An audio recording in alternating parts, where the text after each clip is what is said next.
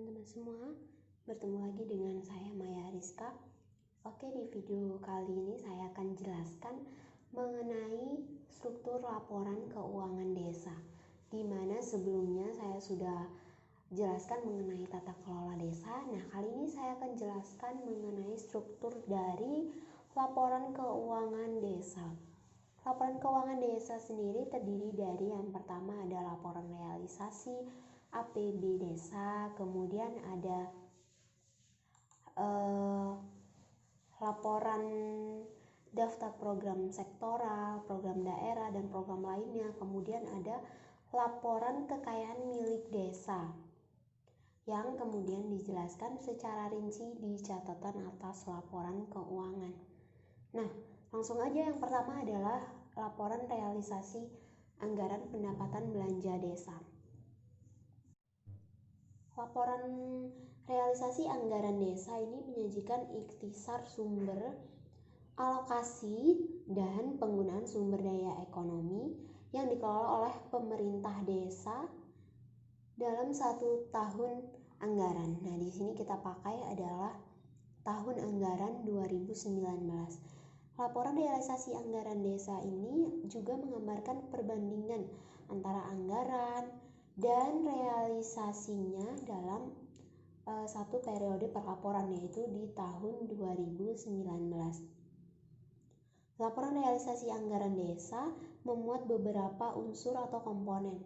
Komponen yang pertama adalah pendapatan, kemudian ada komponen belanja, kemudian ada komponen pembiayaan, di mana ada surplus, defisit, komponen pembiayaan, dan yang terakhir adalah silpa tahun berjalan.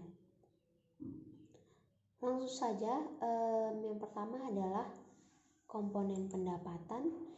Pendapatan desa ini diklasifikasikan atas pendapatan asli desa, kemudian ada pendapatan transfer yang berasal dari dana desa dan lain-lain ini, kemudian ada dari pendapatan lain-lain. Kemudian di komponen belanja dibagi menjadi beberapa bidang.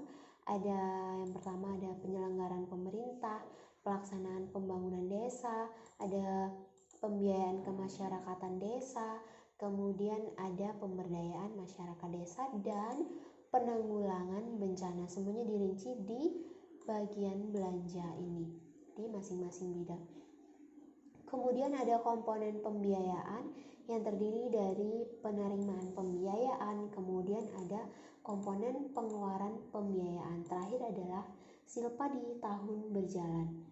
Untuk belanja sendiri, belanja ini diakui pada saat dikeluarkannya dari rekening pemerintah desa atau dari kas desa sebesar yang dikeluarkan ini. Kemudian ada selisih pendapatan dan belanja desa yang dimana disebut surplus apabila lebih, kemudian defisit apabila kurang. Komponen selanjutnya adalah pembiayaan, terdiri dari penerimaan pembiayaan dan pengeluaran pembiayaan. Untuk penerimaan pembiayaan sendiri diakui pada saat diterimanya di rekening kas desa atau kas desa itu sendiri sebesar yang diterima, yaitu sekian. Kemudian ada dari pengeluaran pembiayaan, diakui pada saat dikeluarkannya dari rekening kas desa atau dari kas desa itu sendiri sebesar yang dikeluarkan. Langsung saja kita akan jelaskan untuk laporan realisasi anggaran pendapatan belanja desa ini, rinciannya sudah dijelaskan secara rinci oleh Desa Genjahan, Kecamatan Ponjong, Gunung Kidul, Yogyakarta. Kita lihat di catatan atas laporan keuangan, di mana yang pertama adalah tadi komponen pendapatan ya, pendapatan yang berasal dari pendapatan asli desa.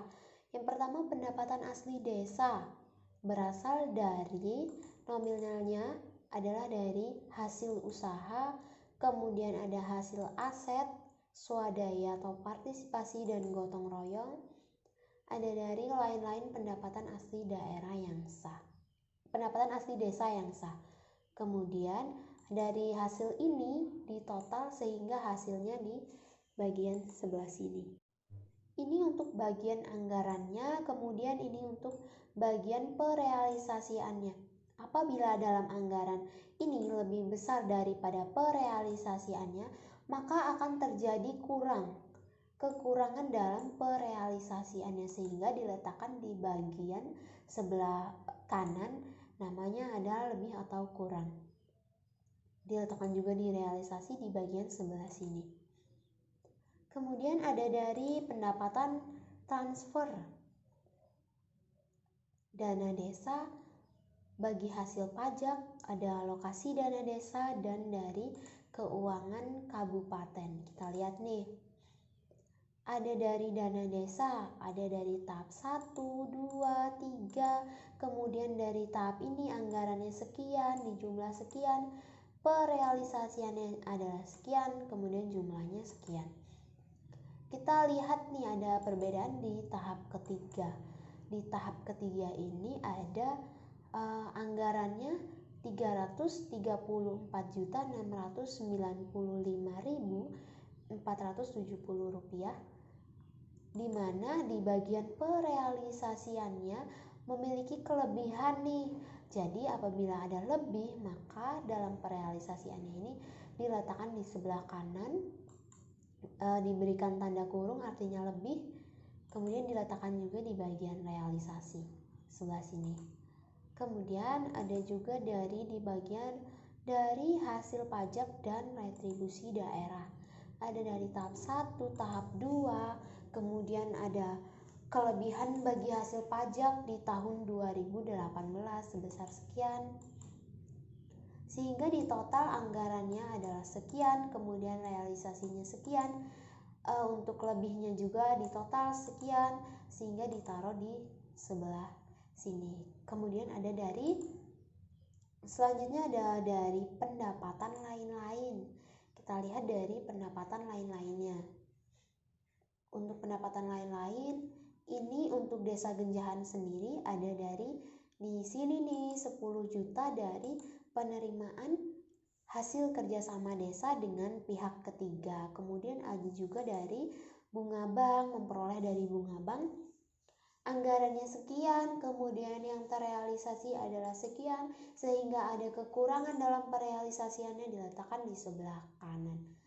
Kemudian ada komponen selanjutnya, ada komponen belanja, di mana komponen belanja ini ada 5 yang kita lihat di Desa Genjahan ini di jumlah, sehingga hasil total belanja adalah sekian, sehingga untuk mengetahui kita surplus atau defisit ini diperoleh dari mana? Dari jumlah pendapatan yang tadi dikurang dengan jumlah biaya, hasilnya adalah di bagian surplus atau defisit. Apabila jumlah pendapatan lebih besar daripada jumlah uang yang dibelanjakan, maka di bagian surplus atau defisit ini, apabila surplus dia tidak diberikan tanda kurung atau nilainya positif, dan apabila jumlah pendapatan lebih kecil daripada jumlah biaya, maka di bagian surplus atau defisit di sini mengalami defisit atau kekurangan. Begitupun dengan lebih atau kurangnya di bagian sebelah kanan ini. Selanjutnya adalah komponen pembiayaan yang terdiri dari 2 unsur. Ada penerimaan pembiayaan, di mana jumlah yang diterima, kemudian ada pengeluaran pembiayaan, berapa jumlah uang yang dikeluarkan.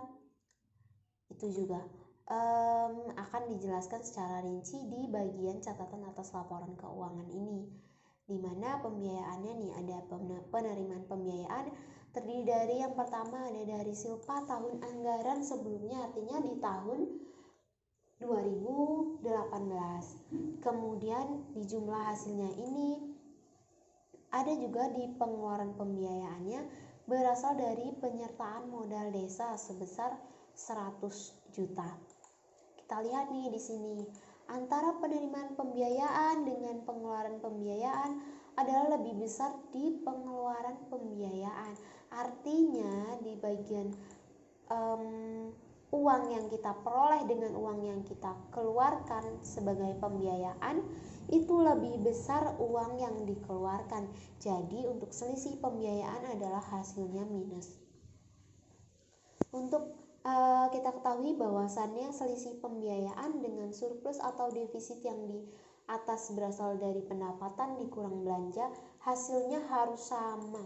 Apabila ini sama, artinya silpa tahun berjalannya itu balance, tidak ada sisa. Nah, di bagian perealisasiannya untuk di laporan realisasi APB Desa Genjahan ini, realisasiannya kita lihat nih, di bagian surplusnya ada 83 juta, kemudian di selisih pembiayaannya ada sekian, sehingga dikurang dari surplus ini dikurang dengan selisih pembiayaan, ada sisa nih, masuknya ke bagian silpa tahun berjalan. Begitu juga dengan bagian lebih atau kurang di laporan realisasi APB desa ini.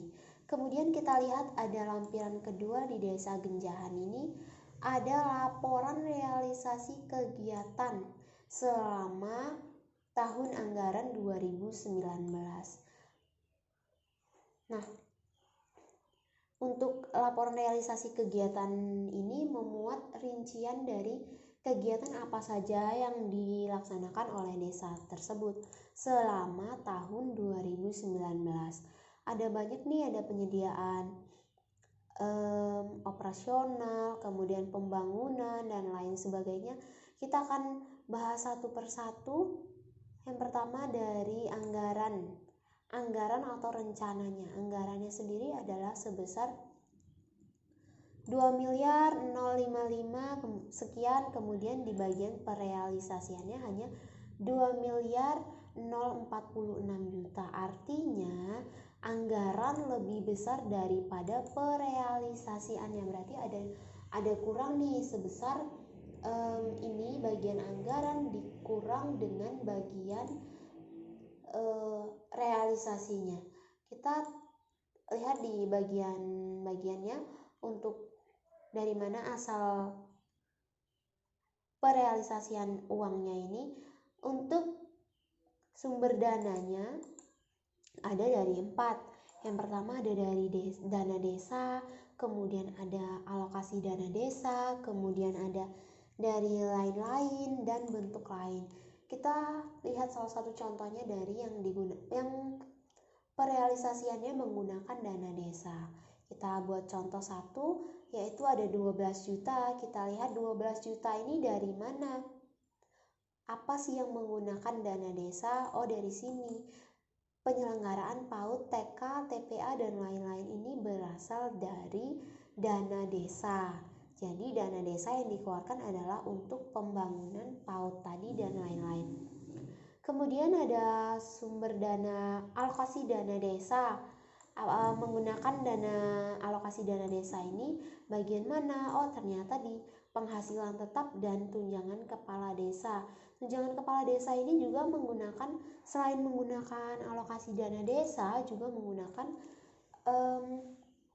uang lain-lain sebesar 1.370.000.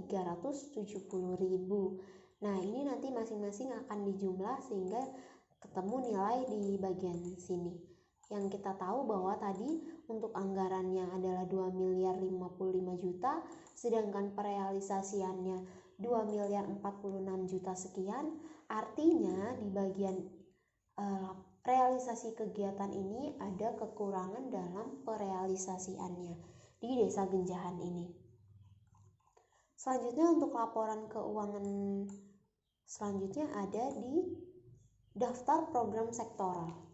Daftar program sektoral, kita lihat nih ada program apa saja yang masuk ke desa. Untuk Desa Genjahan ini dia ada 7 nih daftar program sektoral. Ada P3GAI, ada kawasan pemukiman di mana jenisnya adalah saluran irigasi, ada rehabilitasi jaringan, kemudian ada pengaspalan jalan, ada PKH, kemudian ada bantuan pangan non tunai, ada stimultan RTLH, kemudian ada jamban sehat. Lokasinya juga sudah dijelaskan di Desa Genjahan ini, ada di Kerjo 2, ada yang di Desa Simo, ada Desa Genjahan. Kemudian untuk jumlah anggarannya. Jumlah anggarannya dijumlah dari berapa tadi program yang sudah terlaksana sehingga dapatlah total nilai sekian. Nah, sumber dana dari masing-masing ini dari mana? Ada dari DPU provinsi, kemudian ada dari APBN untuk daftar program sektoral itu sendiri. Kemudian selanjutnya adalah laporan dari Desa Genjahan ini memberikan laporan rincian aset tetap milik desa selama tahun pelaporan 2019. Nah, untuk kita ketahui bersama bahwasannya laporan keuangan desa sebenarnya bukan hanya memberikan rincian aset tetap desa, tapi juga lebih rinci lagi seharusnya di bagian laporan kekayaan milik desa. Untuk Desa Genjahan ini sendiri memberikan rincian aset tetapnya saja. Kita lihat aset tetapnya dari Desa Genjahan ini ada peralatan dan mesin, jumlahnya berapa, kemudian ada gedung, jumlahnya berapa, ada jalan, ada kemudian dari jumlah total aset tetapnya adalah sebesar 2.102.000.000 sekian. Nah, oleh karena dari Desa Genjahan ini sendiri tidak memberikan laporan keuangan mengenai kekayaan milik desa, maka untuk lebih mengetahui pemahaman kita bersama, saya akan mengambil salah satu contoh dari laporan kekayaan milik desa di pemerintah Desa Seboro. Kita lihat bersama nih, bahwasannya formatnya adalah seperti ini, ada kodenya, kemudian ada uraiannya, ada tahun sekarang, kemudian ada di tahun sebelumnya. Nah, Desa Seboro ini memberikan penyajian bahwa aset lancarnya adalah sebesar sekian, aset lancarnya terdiri dari kas dan bank, kemudian ada dari piutang, ada dari persediaan, sehingga dapatlah total nilai sebesar 80 juta sekian. Kemudian di bagian kekayaan milik desa juga ada komponen investasi dan aset tetap tadi yang oleh Desa Genjahan disajikan di rincian aset tetap desa. Ada tanah, peralatan, dan mesin, kemudian ada gedung dan bangunan, ada jalan, jaringan, dan instalasi, dan aset tetap lainnya. Kemudian ada dana cadangan, ada aset tidak lancar lainnya, di mana jumlah aset dijumlahkan dari seluruh tadi itu diletakkan di sebelah sini sehingga totalnya adalah 1.093.000.000 sekian. Kemudian ada di kekayaan milik desa ini ada juga dari utangnya. Utang desa itu sebesar berapa? Ada nih disajikan di Desa Seboro ini sebesar 54.810.000 sekian. Kemudian ada dari modalnya atau ekuitasnya sebesar dijumlahkan adalah sebesar 1.038.000.000. Nah, dari jumlah yang modal tadi dan kewajiban dibandingkan dengan jumlah aset, kalau untuk Desa Seboro ini sendiri hasilnya adalah sama. Artinya dalam pengelolaan Desa Seboro ini kekayaan milik desanya itu balance antara jumlah asetnya dengan asalnya dari mana, apakah dari modal, apakah dari hutang, itu hasilnya balance. Ini salah satu contoh dari laporan kekayaan milik desa, karena Desa Genjahan tadi tidak memberikan contoh dari laporan kekayaan milik desa. Karena laporan dari Desa Genjahan ini hanya memuat rincian aset tetap desanya, karena seharusnya ada aset lancar, kemudian ada aset tetap lainnya, dana cadangan, investasi, kemudian ada dari modal, ada dari hutangnya. Desa Seboro ini tidak memberikan laporan secara lengkap. Kemudian dari kelengkapan penjelasan tadi itu dijelaskan secara rinci di CALK tadi ya, yang sudah saya jelaskan sebelumnya. Ada rincian dari belanja, kemudian rincian dari pendapatan, Kemudian aset desa nih dirinci juga di catatan atas laporan keuangan. Kemudian ada juga 100 juta dari penyertaan modal asalnya dari badan usaha milik desa amanah. Nah, ini tadi adalah struktur dari laporan keuangan desa. Dari Desa Genjahan yang terdiri dari Desa Genjahan ini memberikan laporan mengenai realisasi anggaran pendapatan belanja desa. Kemudian di bagian lampiran kedua, Desa Genjahan memberikan laporan realisasi kegiatan. Kemudian di bagian lampiran ketiga ada program sektoral. Kemudian di bagian 4 ini dia memberikan rincian aset tetap yang seharusnya adalah laporan kekayaan milik desa. Tapi tadi saya sudah jelaskan mengenai laporan kekayaan milik desa di Desa Seboro. Baik, itu saja penjelasan dari saya. Untuk lebih jelasnya atau apabila ada kekurangan, saya mohon maaf karena kita juga sama-sama belajar mengenai struktur dari laporan kekayaan milik desa. Apabila ada saya salah kata, saya mohon maaf, dan kepada Allah saya mohon ampun. Terima kasih. Semoga ilmu ini bermanfaat bagi kita semua.